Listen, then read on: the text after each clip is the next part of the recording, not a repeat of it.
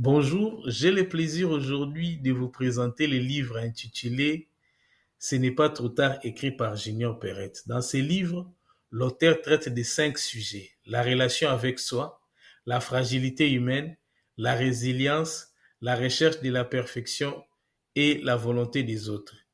Toujours dans un esprit de partage, motivé par les 2 citations. La première, c'est celle de Dale Carnegie: les idées les plus brillantes au monde sont sans valeur si vous ne les partagez pas. Et la deuxième citation, c'est de Périclès: celui qui a des idées ne sait pas les faire passer, n'est pas plus avancé que celui qui n'en a pas. Et l'auteur se considère comme étant quelqu'un qui a investi d'une mission de partager les peu qu'il puisse connaître, parce que d'une manière générale dans la vie, il est arrivé à un stade où il ne faut pas se moquer des autres, il faut pas blâmer les autres, mais les peu qu'on puisse connaître, nous les partageons avec les autres. D'une manière générale, dans la vie, aujourd'hui, beaucoup de gens recherchent la bonne personne, ils veulent avoir de bonnes relations avec les autres, ils cherchent les bonnes personnes, mais en réalité, même s'ils sont dans des relations, ils ne sont pas heureux. Pourquoi ils ne sont pas heureux? Pour être heureux avec les autres, il faut d'abord avoir de bonnes relations avec soi-même, avoir d'abord la bonne image de soi-même, ce qui vous permettra d'avoir de bonnes relations avec les autres. Donc, votre relation avec vous-même détermine la relation que vous aurez avec les autres. D'une manière générale, il y a ce que l'auteur Thomas Samit appelle les mythes de l'homme supérieur. C'est la considération que nous avons souvent lorsque nous voyons les sportifs à haut niveau, nous voyons certaines stars dans la musique ou dans d'autres domaines de la vie. Nous considérons comme si ces gens-là, apparemment, ils tomberont pas malades.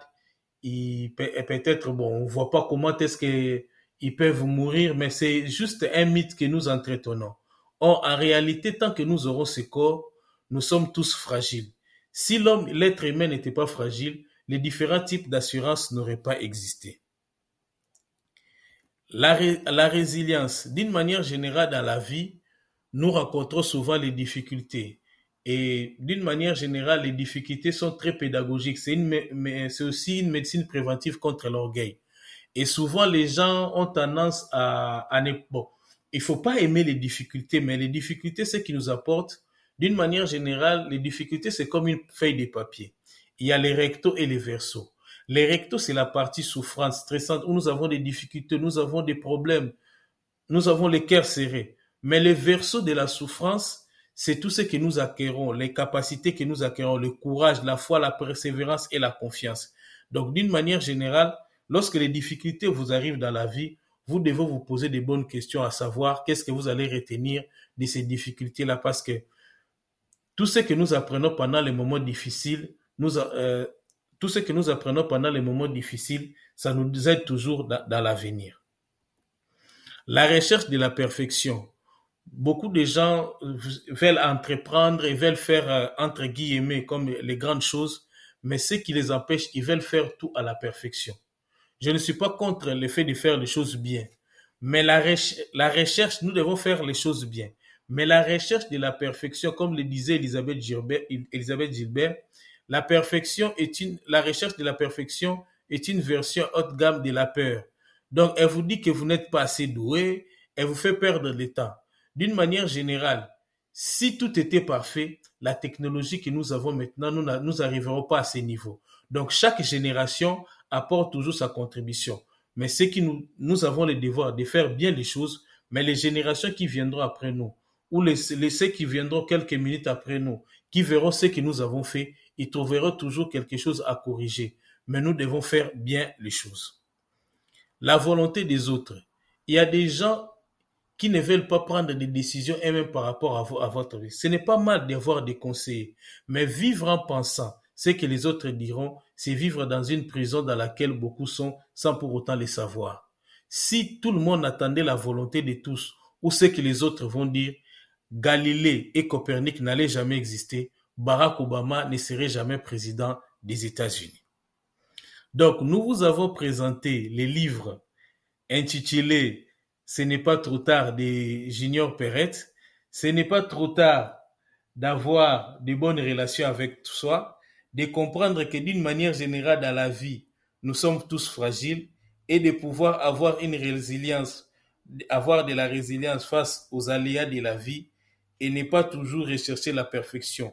Faire des choses bien, ça, ce n'est pas trop tard aussi. Et ce n'est pas trop tard de prendre sa vie en main et de pouvoir décider.